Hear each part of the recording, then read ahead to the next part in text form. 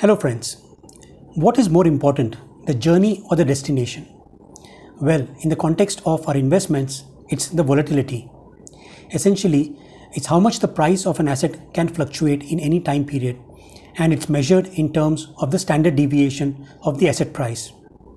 Let's look at some data. In case of equities, the data shows that the volatility of the equities in India, which is 22.3% for the Nifty 500 index, is much higher than that in the US. For example, 17.2% for the S&P 500. It means that the share price of Indian stocks moves around much more than in the US. And in India, the volatility of the indices for mid and small cap companies, which is between 28 to 32%, is much higher than that of the Nifty 50 index for large cap companies, which is around 20%. But that's not all. Within the equities asset class, the volatility of individual stocks is even higher than that of the indices.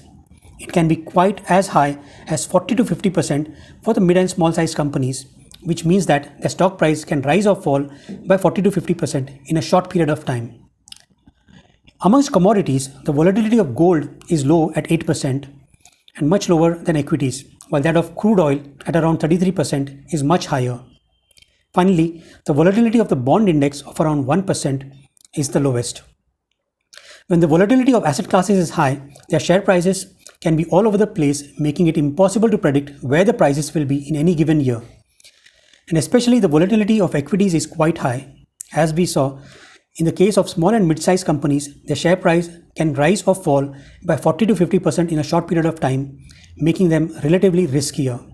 Hope this gave you an idea of the riskiness of different asset classes, which should help you in your investment journey. I am Vinod Bhatt, and my aim is to simplify the world of finance and investments in a simple language that anyone can understand. Thank you.